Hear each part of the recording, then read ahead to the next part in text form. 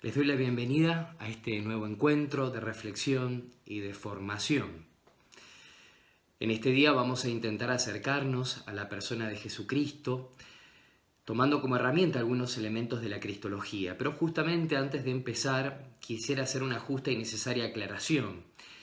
Evidentemente que la cristología es como tema algo tan amplio y tan vasto que sería imposible abordarlo y agotarlo en un mero encuentro o en tan solo una hora. Por ello yo quisiera reformular el título o el objeto de reflexión y reformularlo en términos de una pregunta que podría sonar así: ¿cómo acceder a la persona de Jesucristo hoy? Una pregunta que está patente y latente en estos tiempos que corren. Una pregunta que está en el corazón de muchas personas creyentes y también de aquellos que no creen. ¿Cuáles son los caminos o las formas de acceder a Jesucristo hoy, sabiendo que Jesús vivió y existió históricamente ya hace más de 2000 años? Para comenzar, me gustaría que compartiéramos un texto del Nuevo Testamento, concretamente del Evangelio de Mateo, en el capítulo 16, de los versículos 13 al 16, donde allí Jesús realiza una pregunta frente a los apóstoles y es Pedro quien responde. Leamos el texto. Llegado Jesús a la región de Cesarea de Filipo, hizo esta pregunta a sus discípulos: ¿quién dicen los hombres que es el Hijo del Hombre? Ellos dijeron, unos que Juan el Bautista, otros que Elías, otros que Jeremías o uno de los profetas. Díceles él, ¿y vosotros? ¿Quién decís que soy yo? Simón Pedro contestó, tú eres el Cristo, el Hijo de Dios vivo. Estamos frente a este texto conocido como la profesión de fe de Pedro. Un Pedro que, como siempre, rudo, primario y apasionado, es el que responde, y esta vez de modo acertado. Jesús es el Hijo del Dios viviente.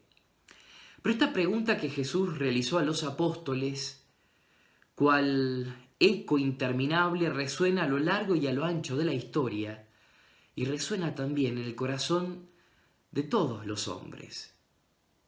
Hombres de distintas épocas, culturas, y por qué no religiones. Es una pregunta que Jesús sigue dirigiéndote a vos, a mí, a todos los cristianos y a todos los hombres. Ahora bien, si Jesús nos pregunta, ¿quién soy yo para vos?, nuestra respuesta puede ser tan diversa como mortales sobre la tierra los hay. Seguramente los cristianos responderán una cosa y aquellos que no lo son responderán otra. Hagámonos la pregunta, ¿quién es Jesús para vos? Y seguramente estás respondiéndote de diversa manera, que Jesús es el Mesías, es el Señor, es el Hijo de Dios, el Hijo del Hombre, el Redentor, el ungido. Todas estas posibles respuestas es lo que en cristología conocemos y denominamos como títulos cristológicos. Y cada uno de estos títulos cristológicos o nombres ponen de manifiesto una dimensión de este gran misterio que es la persona de Jesús. Vayamos desglosando o descubriendo qué significa cada uno de estos títulos. La misma palabra Jesús, en nuestro castellano, es la traducción de la expresión hebrea Yeshua. ¿Y qué significa Yeshua en hebreo? Salvación.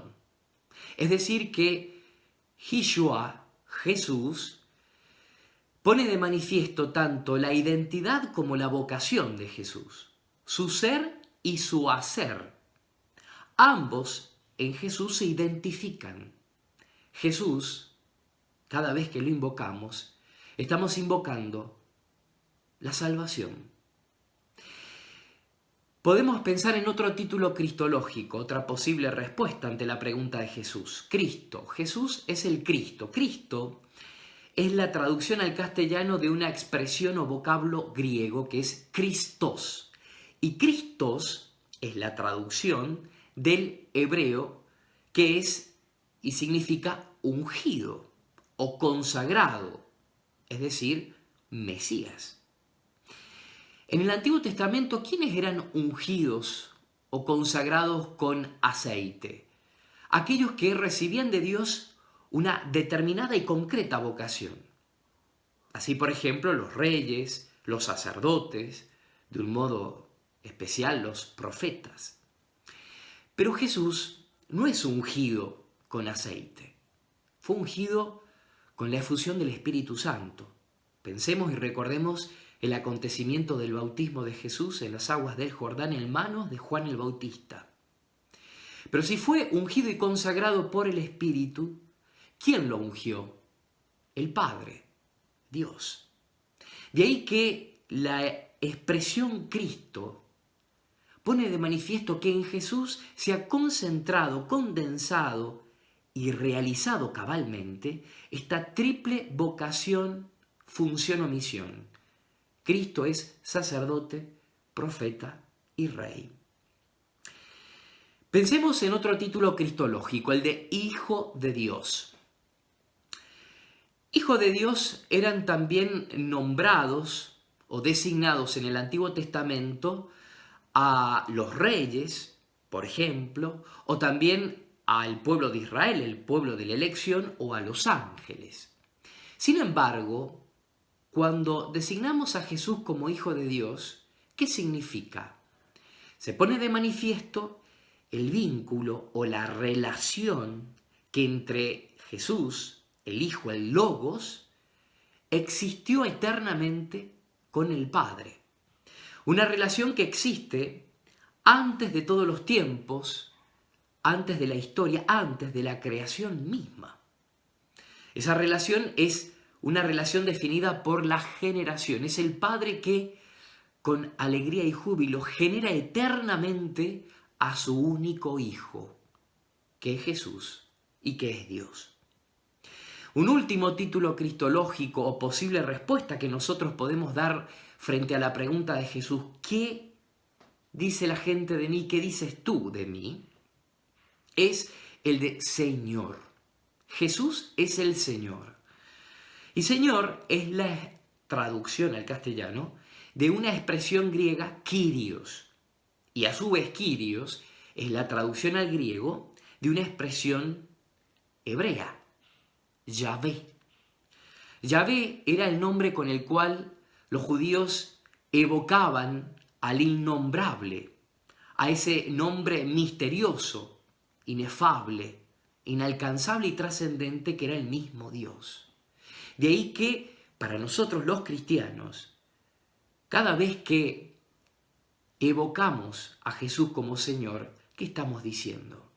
Estamos diciendo que Él es nuestro Kyrios, nuestro Yahvé.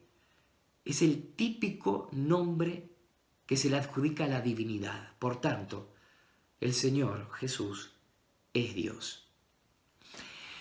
Bien, todos estos nombres posibles, todas estas posibles respuestas frente a la pregunta de Jesús es la que podemos y debemos dar los cristianos desde la fe. Es una respuesta creyente. Pero, ¿cuál será la respuesta de tantos hombres y mujeres de nuestro tiempo que no creen? O que tienen una fe hecha a su medida o a su manera. ¿Cómo será la respuesta de aquellos que se declaran ateos, es decir, que niegan la existencia de Dios, o agnósticos, es decir, afirman la existencia pero consideran que de Dios nada se puede decir, afirmar o conocer? ¿Cuál será la respuesta de tantos hombres y mujeres de nuestra época, sumergidos en la idolatría, en la indiferencia, en el alejamiento de Dios? ¿Cuál será la respuesta de tantos hombres que como buenos hijos de este tiempo están sumergidos en el secularismo, en el ateísmo, en la indiferencia, en la más cruda y más crasa lejanía de Dios. Las respuestas posibles son diversas. Algunos dirán que Jesús es simplemente un hombre ejemplar o un hombre elegido o enviado por Dios, pero no Dios. Otros dirán que es un gran filósofo, un gran orador, que por la elocuencia y la seducción de las palabras supo arrastrar o atraer a multitudes. Otros dirán que Jesús es un gran mago y que en virtud de su misteriosa magia es que pudo realizar tantos y grandes prodigios y milagros. Otros dirán que Jesús es un loco, un judío marginal, un revolucionario. O en el peor de los casos, hay quienes dicen que Jesús en realidad es un mito. ¿Y por qué un mito? Porque no tenemos certeza ni evidencia de su existencia histórica y real. Y si nos ponemos a pensar, ¿no será cierto esto? ¿Quién de nosotros tiene la evidencia, la experiencia o la contemporaneidad con Jesús? ¿Quién de nosotros puede afirmar taxativamente que Jesús no es un mito, sino que existió? Estas preguntas que están latentes en el corazón de muchas personas no es tan novedosa ni exclusiva de nuestro tiempo. Ya en el siglo XVIII, estos interrogantes surgieron en un contexto muy particular. Recordemos, siglo XVIII, plena modernidad, el siglo de las luces, como se le denomina, o el siglo de la Ilustración. Un contexto donde se pensaba y se creía que el hombre y la razón humana iban a poder, en un futuro no muy lejano, explicar y demostrar con evidencia y certeza todos los misterios. De ahí el siglo de las luces, la luz natural de la razón, que podría tener un conocimiento infinito de todo. En ese contexto y acorde a ese tiempo, aparece un filósofo llamado Lessing. Lessing lanzaba algunas preguntas. Por ejemplo, él se preguntaba ¿por qué Dios no se le revelaba de la misma manera y con la misma inmediatez que Dios se le reveló a Moisés? ¿Por qué Jesús no se revela de la misma manera que se le reveló a los apóstoles o a sus discípulos? ¿Por qué, se pregunta Lessing, Jesús resucitado no se le apareció no solo a los apóstoles y discípulos, sino a los fariseos, doctores de la ley, a los sacerdotes del templo que lo condenaron? ¿Por qué no se les apareció a los soldados romanos que lo crucificaron? Vamos a leer un breve texto de Lessing, donde especifica estos planteos y estos interrogantes. Escribe Lessing: las verdades históricas, como contingentes que son, no pueden servir de prueba de las verdades de razón como necesarias que son. Si no tengo nada que oponer históricamente al hecho de que este mismo Cristo haya resucitado de la muerte, ¿he de aceptar por ello como verdadero que ese mismo Cristo resucitado es el Hijo de Dios? ¿Qué está planteando Lessing? Las verdades históricas, que son contingentes, no pueden servir de fundamento para las verdades necesarias, las verdades de razón o los dogmas. De ahí que Lessing, en un tono hasta melancólico y casi desesperado, termina diciendo: Ese es el repugnante gran foso con el que no puedo, por más que intente bien en serio salteármelo. Si alguien puede echarme una mano, hágalo. Se lo ruego, se lo suplico. Dios se lo pagará. Lessing lo que está planteando es que a partir de verdades históricas no podemos definir dogmas, y mucho menos si esas verdades históricas no tenemos certeza.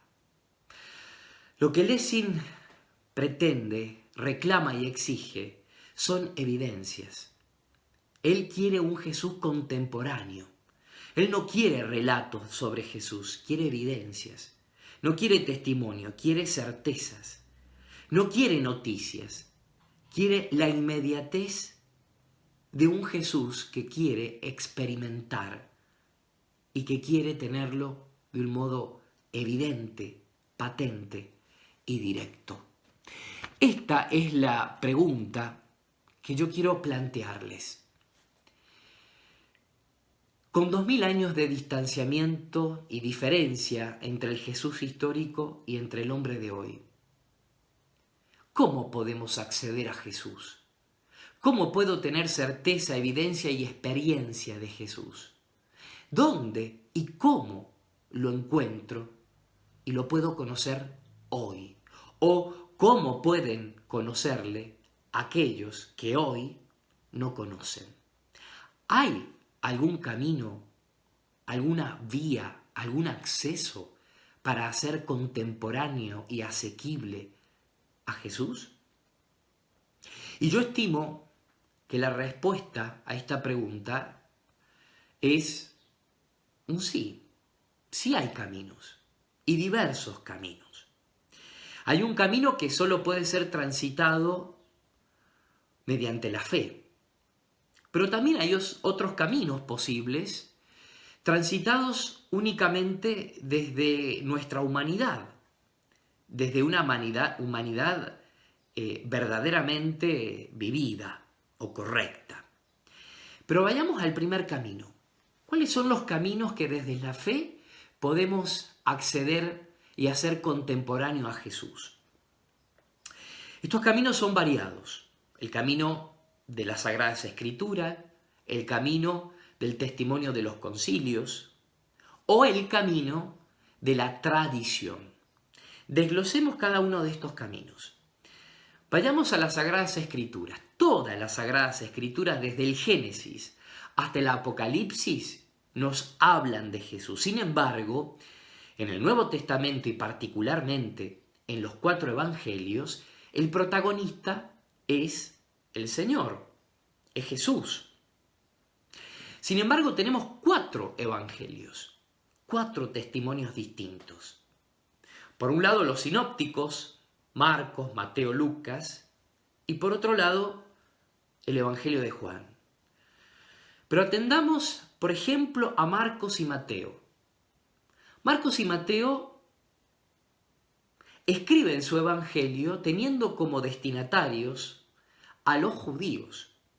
Por ello, si nosotros observamos y leemos atentamente estos 2 evangelios, siempre vamos a ver que estos autores inspirados quieren poner de manifiesto que Jesús es el gran Mesías esperado. ¿Esperado por quién? Por los judíos. Pensemos en Lucas. Lucas, ¿quién era? Lucas era, un médico, amigo y compañero de viajes apostólicos y misioneros de Pablo. ¿Y quién era Pablo? Pablo es el apóstol de los gentiles, es decir, de los cristianos conversos de origen pagano, de origen gentil. De ahí que Lucas tiene por interlocutor, cuando escribe su evangelio, a cristianos no de origen judío, sino pagano. Y por ello pone de manifiesto elementos muy humanos. Fíjense que escribe la infancia de Jesús, arrancando con el anuncio del ángel, el misterio de la encarnación. Muestra a un Jesús humano, a un Jesús que se retira para estar en soledad y diálogo con el Padre. Pone de especial relieve la misericordia, el amor, el perdón. De ahí esos diversos encuentros de Jesús con tantos hombres y con tantas mujeres. Lucas, podríamos decir, es el evangelista feminista, porque es el que más habla de diversas mujeres, de curaciones de personas, mujeres, es el que más nos habla de María. Ahora bien, pensemos en el cuarto evangelio, el evangelio de Juan, un evangelio totalmente distinto al de los sinópticos. Un evangelio que pone el acento no tanto en los hechos, sino en los discursos. Y en esos largos discursos es donde podemos encontrar una gran profundidad en este evangelio, una profundidad mística y espiritual y de un gran corte teológico. Por eso la tradición identifica el evangelio de Juan con el águila. Así como el águila puede alcanzar altos vuelos, el evangelio de Juan, con sus características y bondades, nos permite acceder a esa profundidad y esa altura espiritual, mística y teológica. Son 4 testimonios diversos, distintos, de una única persona que es Jesús. Los evangelios son un camino al que podemos transitar para acceder y hacer contemporáneo a Jesús. Pensemos en el camino de los concilios, especialmente los concilios de los 8 primeros siglos del cristianismo, que además de ser fundamentales para nuestra fe, son también relevantes para los dogmas cristológicos. Podríamos nombrar muchos concilios aquí. El primer y segundo concilio de Nicea, el primero, segundo y tercero de Constantinopla, el concilio de Éfeso, el concilio de Calcedonia. Pero yo voy a señalar únicamente 3 concilios que considero son los más relevantes en cuanto a los dogmas cristológicos. Allí por el año 290, finales del siglo III, aparece un presbítero en Alejandría llamado Arrio. Aparentemente era un presbítero con un gran celo pastoral, con una gran elocuencia en sus predicaciones, con una vida muy austera y de gran piedad. Por ello muchos cristianos acudían a escuchar sus prédicas, pero comenzó Arrio a predicar algo que despertaba una cierta perplejidad. Arrio consideraba que la nota característica de Dios era la de la impasibilidad. Es decir, Dios era entendido como una sustancia infinita, simple, indivisible, impasible. Si Dios esencialmente está revestido de estas características, él no podía conciliar el Dios impasible con este Jesús que no solo había padecido y sufrido, sino que había abrazado el límite de toda humanidad, que es la muerte. De ahí que él culmina y concluye diciendo que Jesús es Dios no por naturaleza, sino por participación. Jesús es una criatura, pero no es creador, no es Dios. Tal fue la proliferación de esta herejía que se hizo necesario convocar a un concilio. Y así se celebra el primer concilio ecuménico de la historia en Nicea, en el año 325. ¿Y allí qué se define? Se define la consubstancialidad del Hijo con el Padre bajo un término en griego, el homoousion. Homo, uno, usía, sustancia, naturaleza. Jesús es de la misma sustancia, esencia o naturaleza que el Padre y por ende es Dios. Pasemos al otro siglo, al siglo V. Aparece otro señor llamado Nestorio. Nestorio consideraba que Jesús ciertamente posee dos naturalezas, la naturaleza humana y la naturaleza divina. Pero al poseer dos naturalezas, no podía conciliar o comprender la unión de estas dos naturalezas en una sola persona. Por ello Nestorio dirá que si Jesús tiene dos naturalezas, en él hay dos realidades autónomas y distintas, dos identidades diferentes, dos personas. Pero nosotros no creemos en un Cristo que bajo la apariencia de una son dos. De ahí que se tuvo que también nuevamente convocar a un nuevo concilio, el concilio de Éfeso en el año 431. Y allí, ¿qué se define? Se define justamente que Jesús es una sola hipóstasis, un solo prosopon, persona, en dos naturalezas, humana y divina. Consustancial con el Padre en la divinidad, consustancial con los hombres por su humanidad. Pero en ese concilio no solo se definió un dogma cristológico, sino que se definió el primer dogma mariano, conocido como la Theotokos, el dogma de María, Madre de Dios. En virtud de esto, en virtud de que Jesús no solo es consustancial al Padre en su divinidad, sino también consustancial a los hombres, en virtud de su humanidad. Una humanidad dada o concedida por la Virgen María. Por ello, María es madre de la persona entera de Jesús, que es humano y que es divino. Por ello, podemos y debemos invocarla como María, Madre de Dios. Y el último concilio que quisiera traer a colación, y creo que es el más importante, cristológicamente hablando, es el de Calcedonia, que se celebró 20 años después, en el año 451. Y se celebró porque apareció otro señor llamado Eutiques. ¿Qué decía Eutiques?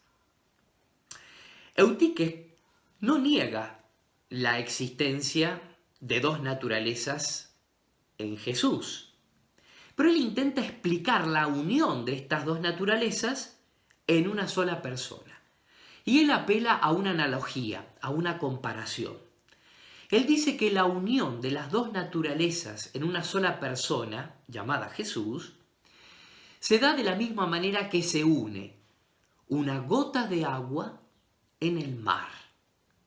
¿Y qué pasa cuando una gota de agua, que es la humanidad de Jesús, se une a la inmensidad del mar, que es la divinidad? Esa gota se diluye, es absorbida, se pierde y desaparece.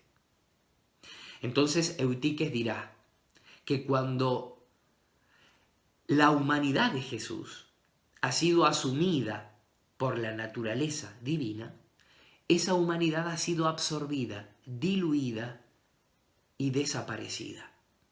¿Qué está diciendo en definitiva Eutiques? Que Jesús es una persona divina, pero no humana. Frente a esto, Calcedonia va a definir que Jesucristo es una sola persona en dos naturalezas, sin cambio, sin confusión, sin división, sin separación. Repito, podríamos nombrar muchos otros concilios, especialmente los de los 8 primeros siglos del cristianismo. Pero pasemos a otro camino posible para acercarnos y hacer asequible la persona de Jesús. les hablaba del testimonio de el magisterio de las Sagradas Escrituras, pero en tercer lugar, el testimonio de la tradición. Tradición entendida como transmisión, especialmente oral, pero también por escrito. Cuando hablamos de la tradición, podemos pensar en el testimonio de los padres de la Iglesia, de los doctores de la Iglesia, escritores eclesiásticos. Son los padres aquellos que pertenecieron a los primeros 8 siglos del cristianismo y que se destacaron no solo por su santidad, sino también por su sabiduría. Padres de la Iglesia, por ejemplo, entre tantos otros, tenemos a San Justino, San Ireneo de León, Tertuliano, San Atanasio, un escritor eclesiástico, Orígenes, doctores de la Iglesia, alguien emblemático, San Agustín de Hipona. Pero pensemos en otros testimonios también que nos acercan a la persona de Jesús. El testimonio que nos han legado la multitud de teólogos que han entregado y consagrado su vida al estudio, a la reflexión de las Sagradas Escrituras y a la profundización de los misterios de Dios en general y del misterio de Cristo en particular. Pensemos en lo que yo considero que son los mejores teólogos. El testimonio de los santos, el testimonio de los místicos. Hombres y mujeres que han escrito su teología no en libros, sino en las páginas de libros escritos en la carne de su propia historia. Ciertamente que los santos y los místicos son los mejores teólogos, porque más que comprender con la razón, han vivido con el corazón y con su existencia el Evangelio. Algunos ejemplos. Pensemos en San Pablo. Saulo, que en un momento y al principio era perseguidor de los cristianos, pero de perseguidor se convirtió después de un encuentro con Jesús en el predicador del que él mismo perseguía. De Saulo pasó a ser San Pablo, de perseguidor a predicador de Jesucristo. Pensemos en el siglo IV, San Agustín, un hombre que era loco y apasionado por la verdad y que la buscaba hasta con desmesura. Pero durante mucho tiempo la buscó en lugares equivocados, en una vida licenciosa, llena de placeres, o en diversas sectas de tipo intelectual, lo que hoy llamaríamos ideologías. Hasta que un buen día, en la Catedral de Milán, escuchó la predicación de San Ambrosio. Y a partir de ese testimonio, él lo que tanto buscaba, que era la verdad, la encontró. La encontró no como algo, sino como alguien, en Jesucristo. Y de ser un mero buscador de la verdad fue y se transformó en un predicador de esa verdad. Se transformó en cristiano, luego en obispo, y hoy por hoy ese Agustín que conocemos, un gran santo, doctor y padre de la Iglesia. Demos otro salto en la historia, siglo XI, y recordemos a San Francisco de Asís. Un hombre que, como típico de aquella época, soñaba con ser un militar, pero frente a la frustración se topó con un librito que hablaba de Jesús. Y a partir de ese librito cambió radicalmente su vida. Del sueño y del anhelo de ser militar, se transformó en un gran santo, abrazando la amada y hermana pobreza. Un hombre que es admirado e imitado no solo por cristianos, sino por personas de otras culturas e incluso de otras religiones, y por ello, con razón y justicia, se lo conoce y se lo evoca como el Alter Christus, otro Cristo. Y un último santo que podemos recordar, ya en el siglo XVI, el siglo de oro español, un siglo donde vivieron y convivieron contemporáneamente más de 500 santos, entre ellos Santa Teresa de Ávila.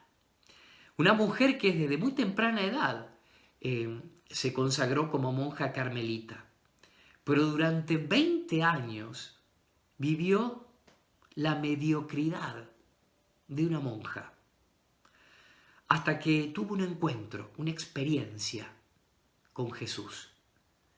Y ese encuentro espiritual y místico marcó radicalmente su vida. De ser una mediocre monja, pasó a ser una monja mística. Y hoy, esa loca e histérica Teresa es una gran santa, mística y reformadora.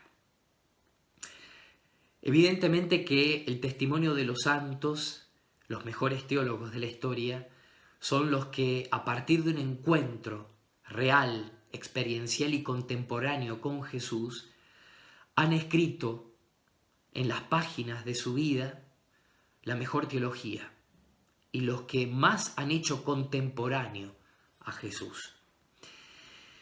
También podemos hablar del testimonio de la Iglesia, del pueblo de Dios. Un testimonio que se patentiza en diversos caminos. Pensemos en la liturgia, en la celebración de los sacramentos, de un modo especialísimo en la Eucaristía, donde ahí lo tenemos entero, real a Jesús.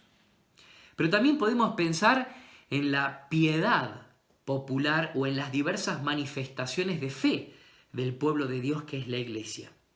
La lectura orante de la palabra, la adoración eucarística, los milagros eucarísticos, o tantas personas que hacen promesas, peregrinaciones o diversos sacrificios. Todos estos caminos solo son recorridos si tenemos fe. Y solo podemos acceder a Jesús si tenemos fe. El testimonio de la tradición, las enseñanzas del magisterio, la misma palabra de Dios en los evangelios. Pero, ¿cómo pueden acceder aquellos hombres que no tienen fe? Sin fe, la Biblia no será más que un libro. El testimonio de los santos, el testimonio de cualquier persona.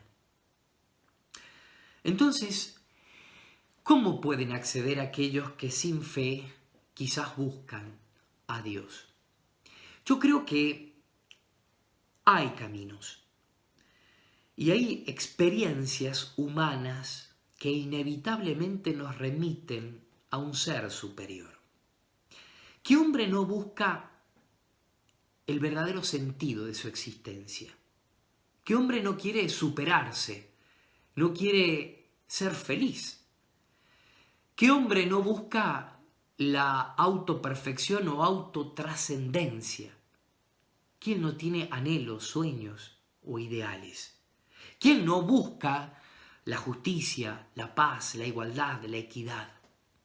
Ahora, todas estas sanas y humanas búsquedas siempre se topan con la limitación, con el obstáculo, con la pared de el dolor, la finitud, el sufrimiento, la existencia del mal, la existencia de la injusticia, de la guerra y de la muerte. Frente a estos obstáculos, todo hombre busca trascenderlos. Y al trascenderlos, puede buscar en diversos lugares. Pero el nombre del único que puede satisfacer y concretar todos los anhelos y todos los sueños es Dios. Ahora bien, volvamos a la pregunta inicial a la que hicimos en un comienzo. ¿Cómo hacer para que el hombre de hoy pueda conocer y aceptar a Jesús. Un hombre que en estos tiempos está caracterizado por la indiferencia, la superstición o el ateísmo, y una cultura marcadamente secularista, hedonista o relativista. ¿Hay algún camino o forma posible para que el hombre de hoy se encuentre y conozca a ese Jesús que vivió hace más de 2000 años? Y la respuesta es un rotundo sí. Ahora bien, ¿dónde encontramos esa respuesta? Yo creo que una respuesta viable la encontramos en el Concilio Vaticano II. Un concilio que se celebró en la década de los 60, entre el 61 al 65, y un concilio que nos habla desde un gran cambio de paradigma. Fíjense que mientras que el magisterio o incluso los concilios en otras épocas antiguas, frente a una herejía o un error, no le temblaba el pulso para anatematizar, es decir, para excluir, para excomulgar, el Concilio Vaticano II toma una actitud oceánicamente distinta. Frente al antiguo y fácil anatematismo o condena, el Concilio Vaticano II entiende que en vez de condenar y excomulgar, debe salir al encuentro del que es distinto, del que no cree, del ateo, no para juzgarlo y condenarlo, sino para comprenderlo o poder dialogar y desde el diálogo poder anunciar. El Concilio Vaticano II, en una de sus constituciones, en este caso la Constitución Pastoral Gaudium et Spes, aborda el estudio de este gran fenómeno, el fenómeno del ateísmo. Puntualmente en tres apartados, en 3 puntos, el número 19, 20 y 21. Y en estos 3 puntos, al intentar estudiar el fenómeno del ateísmo, reconoce que este no es un fenómeno original, es decir, no es un fenómeno que surge de la naturaleza humana, sino que es el producto de diversos factores. Es un fenómeno policausal y todos estos fenómenos son de índole sociológico, cultural, históricos e incluso religiosos. Entonces, en el primer punto que les señalo, el 19, se pregunta cuáles son las causas del ateísmo. Y dice el Concilio Vaticano II: quienes voluntariamente pretenden apartar de su corazón a Dios y soslayar las cuestiones religiosas, desoyen el dictamen de su conciencia y por tanto no carecen de culpa. Sin embargo, también los creyentes tienen en esto su parte de responsabilidad, porque el ateísmo, considerado en su total integridad, no es un fenómeno originario, sino un fenómeno derivado de varias causas, entre las que se debe contar también la reacción crítica contra las religiones, y ciertamente en algunas zonas del mundo, sobre todo contra la religión cristiana. Por lo cual, en esta génesis del ateísmo, pueden tener parte no pequeña los propios creyentes. Es decir, ¿cuáles son las causas del ateísmo? Son muchas, pero entre ellas hay una no menor, que son los propios creyentes, en cuanto que con el descuido de la educación religiosa o con la exposición inadecuada de la doctrina o incluso con los defectos de su vida religiosa, moral y social, han velado más que revelado el genuino rostro de Dios y de la religión. Es decir, frente a la pregunta, ¿cuál o cuáles son las causas del ateísmo? El concilio afirma: las causas son varias. El ateísmo es un fenómeno policausal, pero entre esas causas una no menor, es los mismos cristianos, que con nuestro antitestimonio, más que ser epifanía y manifestación del auténtico rostro de Dios, lo hemos opacado, lo hemos velado, lo hemos ocultado. Si esta es una de las causas, ¿cuál es el remedio para el ateísmo? ¿O cuál es la mejor respuesta para aquellos que no creen? Dirá en el número 21, el remedio del ateísmo hay que buscarlo en la exposición adecuada de la doctrina y en la integridad de vida de la Iglesia y de sus miembros. A la Iglesia toca hacer presente y como visible a Dios Padre y a su Hijo encarnado con la continua renovación y purificación propias bajo la guía del Espíritu Santo. Esto se logra principalmente con el testimonio de una fe viva y adulta, educada para poder percibir con lucidez las dificultades y poderlas vencer.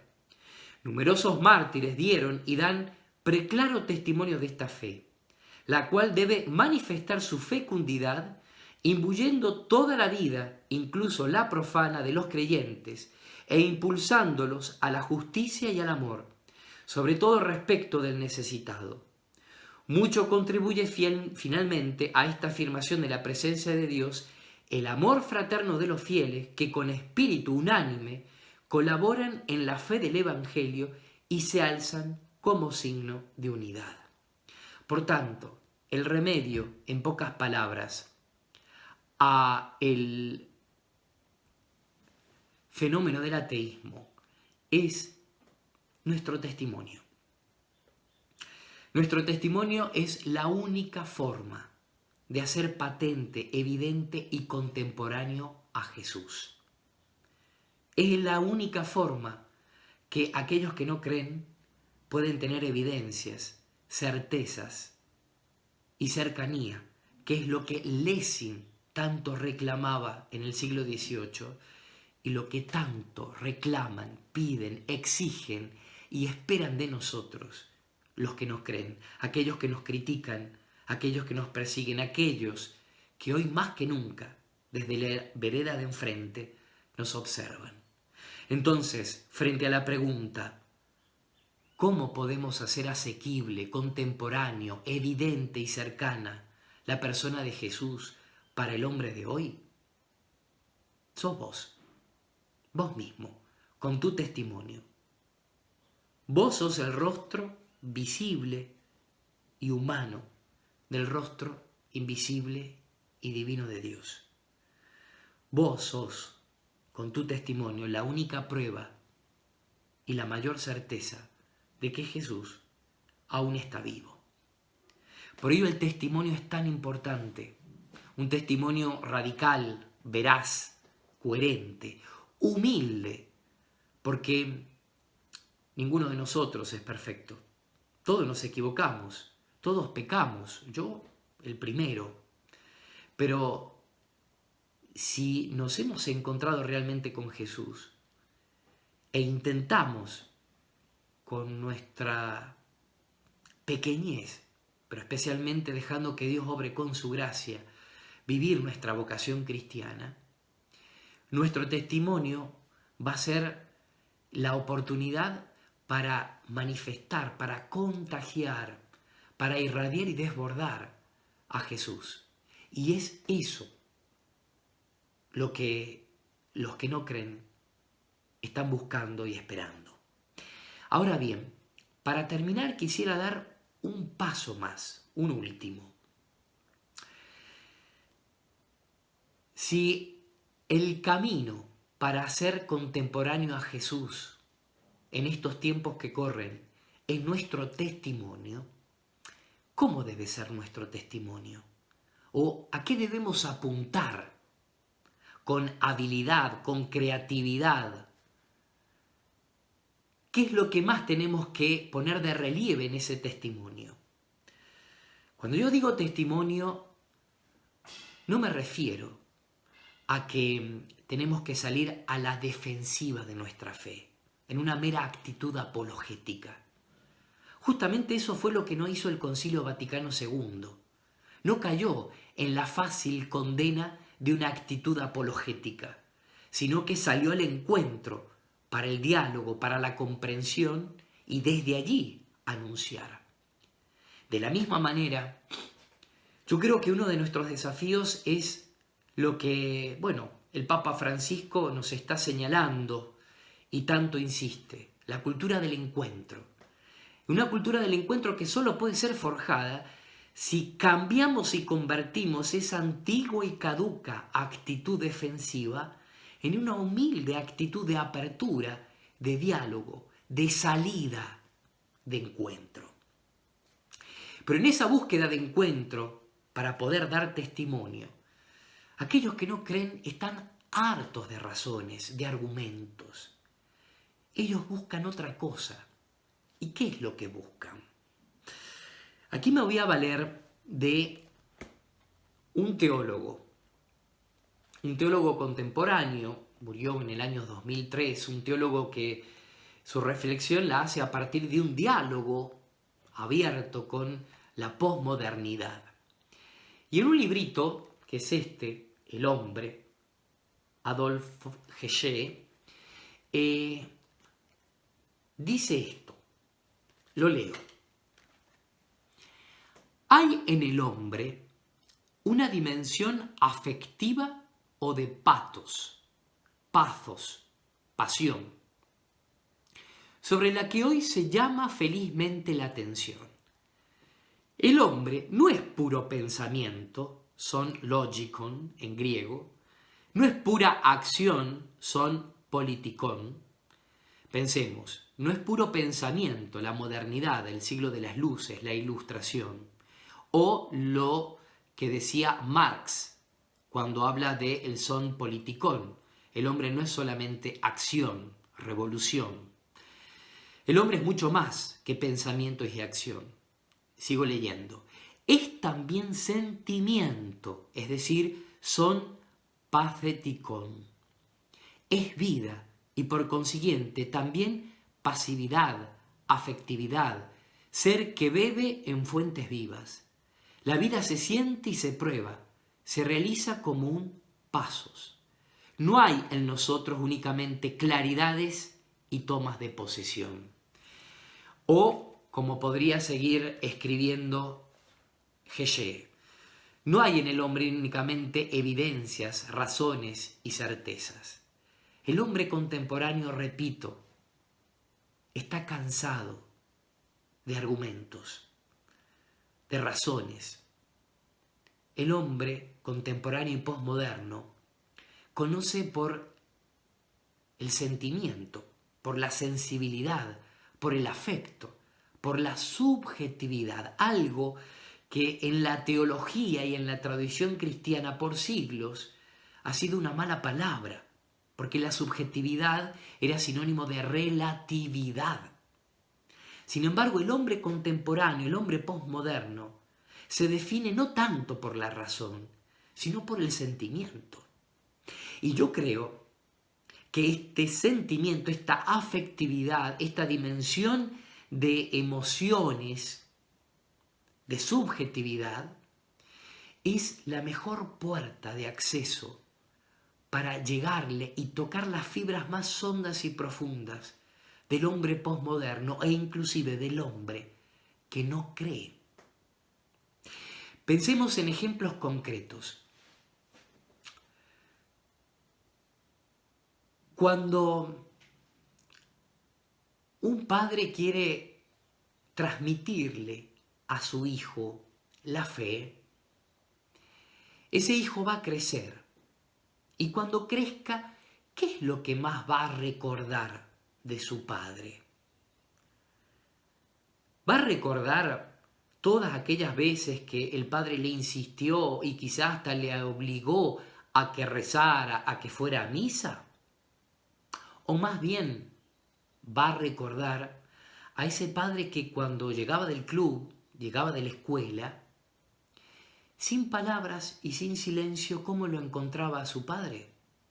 Rezando, orando. Pensemos en otro ejemplo. frente a la experiencia de la muerte, del duelo, del dolor, ¿qué es lo que más nos hace bien? ¿El típico y trillado "lo siento mucho"? ¿O el lenguaje sensible y afectuoso de un abrazo fuerte? El hombre contemporáneo maneja mucho mejor el lenguaje de los gestos, el lenguaje sensible, que el lenguaje racional. Por ello creo que el desafío de nuestro testimonio no es el de los argumentos y las razones, sino el del afecto y el de las emociones. Yo les compartí este testimonio que luego lo escribí para un blog, donde les contaba de este encuentro que tuve con David, este muchacho que estuvo tímidamente sentado al final del templo durante toda la misa, y que a la salida de la misa me preguntó: "Padre, ¿por qué cree en Dios?". Este relato, por si alguno de ustedes no lo leyó, lo puede encontrar aquí abajo en la descripción del video. A modo de testimonio, es un hecho real, y de hecho este muchacho, con él todavía mantengo contacto. Y cuando él me preguntó: "Padre, ¿por qué usted cree en Dios?", lo primero que le podría haber respondido eran todos estos argumentos y razones que casi por inercia uno da. Sin embargo, ¿qué hice? Lo invité a tomar una caña, es decir, una cerveza, al bar del pueblo, y allí conversamos. Creo que más que razones y argumentos, David lo que buscaba era la cercanía, el afecto, sí la explicación, pero desde otro lugar. Esto es lo que espera el hombre contemporáneo. Esto es lo que nos gritan con sus críticas y nos reclaman con sus cuestionamientos los ateos, los hombres posmodernos, los que no creen. El testimonio, pero un testimonio no irracional, pero tampoco racionalista, sino el testimonio afectivo y efectivo, con nuestras palabras, pero especialmente con nuestras acciones y con nuestro afecto. Por eso es necesaria una profunda y radical conversión, cambiar nuestra actitud, ver en el distinto, en el otro, en aquel que piensa diferente, en el ateo, no un enemigo, sino un hermano que espera de nosotros afecto y razones de fe. Queridos amigos, ¿por qué no decir que nuestro testimonio es el Evangelio escrito en carne? Es el magisterio que señala y enseña a aquel que no cree. Es la santidad que invita, que convida y que contagia mucho más rápido y eficaz que un virus. Vos, yo y todos los cristianos con nuestro testimonio, ¿por qué no ser el altar y la Eucaristía para los que no creen? ¿Por qué no ser vos y yo la misa para aquellos que no van a misa? Como dice el padre Alberto Hurtado, la misa es mi vida y mi vida una misa prolongada. Frente a la pregunta, ¿cómo hacer presente, contemporáneo, cercano a Jesús hoy para los hombres que no creen? La respuesta es simple, interpelante y desafiante. La respuesta sos vos y tu testimonio. Ahora bien, ¿seremos capaces de ser ese testimonio?